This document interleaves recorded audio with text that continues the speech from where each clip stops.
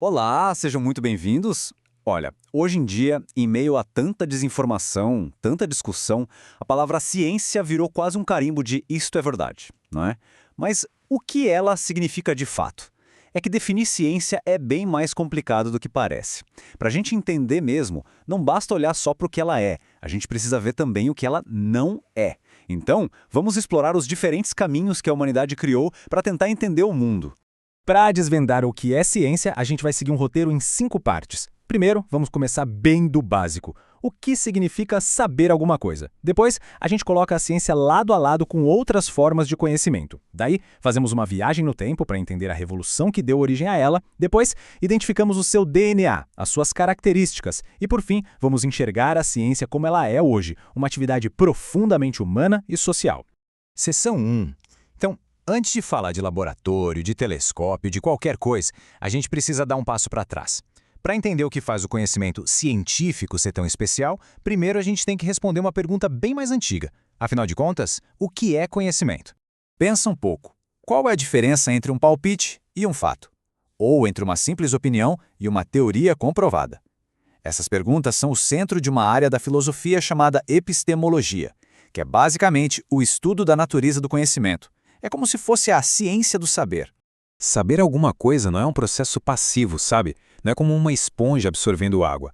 É uma dança, uma via de mão dupla. De um lado tem o sujeito, a pessoa que quer conhecer. Do outro, o objeto, aquilo que está sendo estudado. O conhecimento de verdade nasce dessa interação, desse esforço ativo de interpretar o mundo. Ele é construído, não simplesmente encontrado por aí. Ok, agora que a gente já tem uma ideia melhor do que é saber, vamos para a segunda parte. Uma das melhores formas de entender o que a ciência é olhando para aquilo que ela não é. Vamos comparar ela com outras grandes formas que o ser humano tem de conhecer o mundo. Vamos começar com o senso comum. Ele é o nosso piloto automático do dia a dia, né? É o conhecimento que diz pra gente não colocar a mão no fogo ou olhar para os dois lados antes de atravessar a rua. É super útil, imediato, mas também é todo quebrado, fragmentado e muito pessoal, subjetivo. Ele nasce da nossa experiência e não tem a preocupação de ser um sistema organizado e testado. Depois, a gente tem o conhecimento religioso. A fonte da verdade aqui são as doutrinas, os textos sagrados. Ele é valorativo, porque diz o que é certo e errado. E também é dogmático, porque se baseia em verdades que são consideradas reveladas e inquestionáveis. A validação dele vem da fé, não da experimentação, da verificação. Já o conhecimento filosófico, esse joga no time da razão pura, da lógica. O filósofo não precisa de um laboratório para investigar as grandes questões da vida. O que é a existência? O que é a moral? É um exercício de pensamento muito rigoroso, muito sistemático. E essa tabela aqui resume tudo de um jeito ótimo. Olha só os fundamentos. O senso comum vem da experiência do dia a dia, a religião, da fé, a filosofia, da razão e a ciência. A base dela é a observação sistemática. A atitude não é de aceitar, mas de criticar, de verificar. E o objeto de estudo dela não é o abstrato ou o sobrenatural, mas sim o que é factual, o que pode ser medido. É aqui que a gente começa a ver o lugar único que a ciência ocupa. E isso nos leva direto para a terceira parte da nossa conversa. A ciência não apareceu do nada, né? Teve um momento chave na história, uma verdadeira revolução, em que alguns pensadores começaram a construir uma nova estrada para o conhecimento. Até lá, pelo século XVI, a verdade vinha da autoridade, da igreja, dos filósofos da antiguidade. Mas aí começou uma revolução silenciosa. Nomes como Francis Bacon, René Descartes e Galileu Galilei ousaram questionar tudo isso.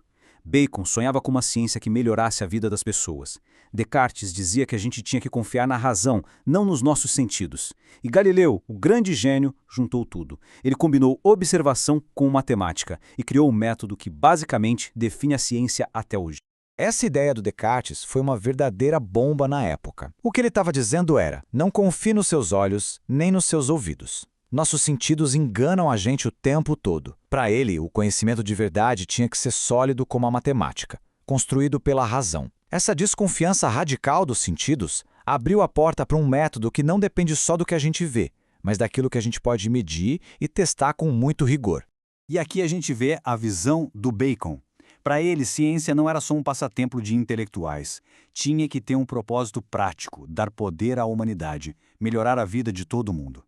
É daí que vem aquela famosa ideia de que conhecimento é poder. A ciência como uma ferramenta de transformação do mundo. Com isso, a gente chega na seção 4. Vamos ver agora como toda essa revolução de pensamento criou um tipo de conhecimento com um DNA bem específico. A chave está nesse conjunto de características. A ciência é factual e sistemática, ok? Mas agora atenção em duas palavras que são tipo o superpoder da ciência: contingente e falível. Contingente significa que as verdades dela não são absolutas, elas dependem das evidências. E falível quer dizer que a ciência admite que pode estar errada. Ela não tem problema nenhum em se corrigir. Essa capacidade de autocorreção, que é o oposto do dogma, é o que a torna tão confiável. Por isso a gente diz que ela é aproximadamente exata, porque está sempre se refinando. Isso aqui mostra a verdadeira alma da ciência. Ela não é um livro de respostas prontas, fechadas. Ela é a própria busca. Uma busca sem fim, onde cada resposta abre a porta para 10 novas perguntas, levando a gente cada vez mais perto de entender como o mundo realmente funciona. E, finalmente, na nossa última sessão, vamos abrir um pouco o foco. Porque a ciência não é só um método no papel. Ela é feita por pessoas dentro de uma cultura, de uma sociedade. A gente tem que esquecer aquela imagem do cientista gênio sozinho no laboratório. Isso é mais mito do que realidade. A ciência moderna decolou de verdade quando os pesquisadores saíram do isolamento e criaram comunidades, como a famosa Royal Society lá em Londres. Eles criaram revistas para um compartilhar as descobertas com o outro, congressos para debater ideias. Eles transformaram a busca individual num gigantesco esforço coletivo. E para entender como isso funciona, pensadores como Michel Foucault nos deram uma ferramenta ótima: o conceito de formação discursiva. O nome pode parecer complicado, mas a ideia é simples. Pensa na biologia, por exemplo. Lá dentro existem regras não escritas sobre como fazer um experimento, o jeito certo de escrever um artigo e quem é considerado um especialista de verdade. Esse conjunto de regras é que define o que conta como verdade dentro da biologia. É um sistema que define não só as respostas, mas até as perguntas que valem a pena ser feitas. É exatamente isso. Cada campo da ciência, física, química, sociologia, tem as suas próprias regras do jogo. Para uma ideia ser levada a sério, não basta ser uma boa ideia. Ela precisa ser apresentada seguindo essas regras. Usar a linguagem certa, os métodos aceitos, ser publicada nos lugares certos. Outro sociólogo, Pierre Bourdieu, trouxe mais um conceito-chave: hábitos. Pensa no hábitos como um tipo de software que é instalado na mente de cientistas enquanto eles estão na universidade, no laboratório.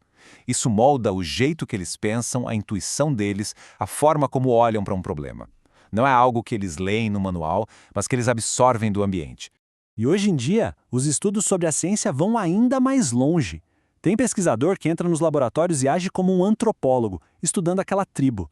Eles observam as conversas, as negociações, os pequenos rituais do dia a dia que, no fim das contas, transformam uma observação cheia de incertezas em um fato científico. Isso mostra como o conhecimento é, na prática, construído socialmente. E tudo isso nos deixa com uma pergunta fundamental para a gente pensar.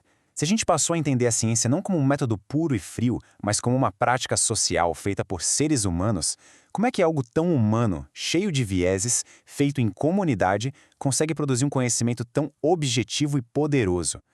Essa tensão, esse equilíbrio entre o rigor do método e a bagunça da vida humana, talvez seja esse o maior e mais fascinante mistério da própria ciência.